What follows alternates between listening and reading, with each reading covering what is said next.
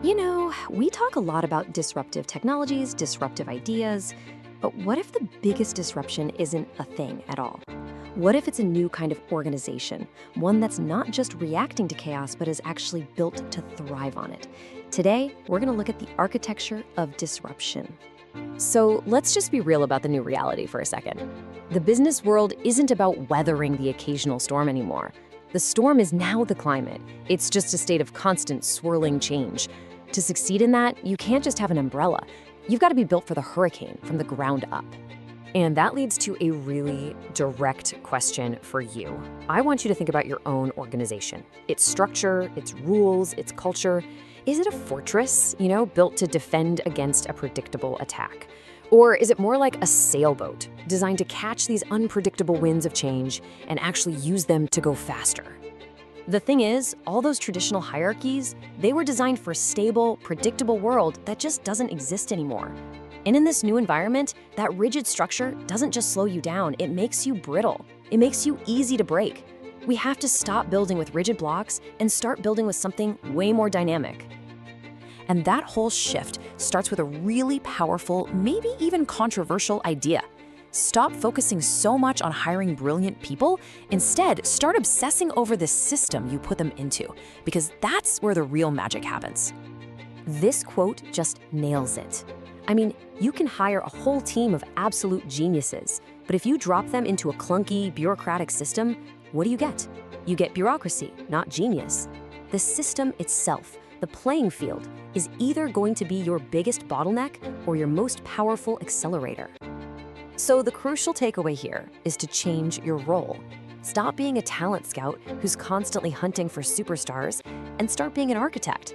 Your real job is to design a genius system, an environment where brilliant things happen by design, not just by pure luck. Okay, so how do we actually architect this genius system? Well, what's really fascinating is that it all boils down to a pretty clear framework, one that's built on 3 critical pillars. Let's break those down. Right. These 3 pillars are what hold the whole structure up. First, you need strong teams. That's your rock-solid foundation. Then you need an innovative culture. That's the very atmosphere inside the building. And finally, you need creativity flowing through everything, like electricity. If you miss any one of these, the whole thing just gets wobbly.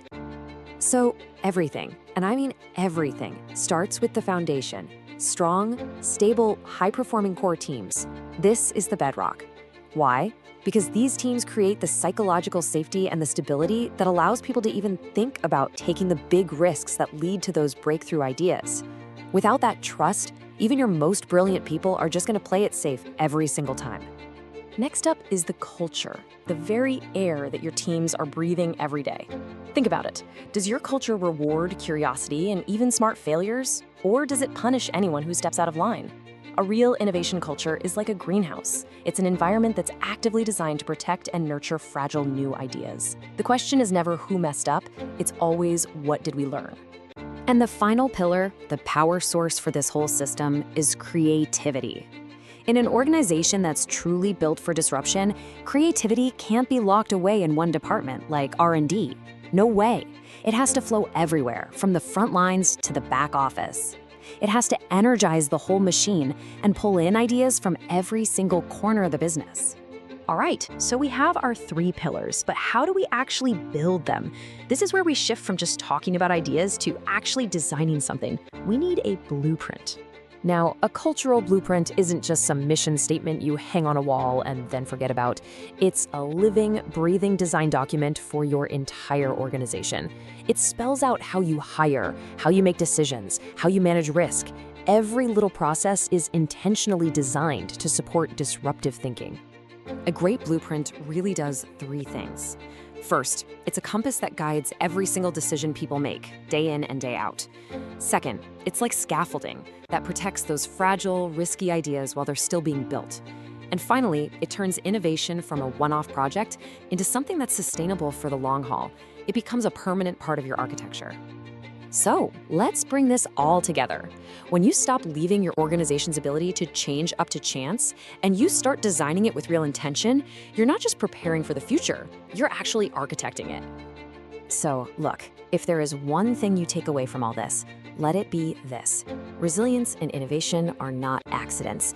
They are the result of intentional design. An organization that really thrives in disruption doesn't get there by luck. It gets there because it was meticulously, carefully architected for that exact purpose. And that leaves us with this final, really provocative question.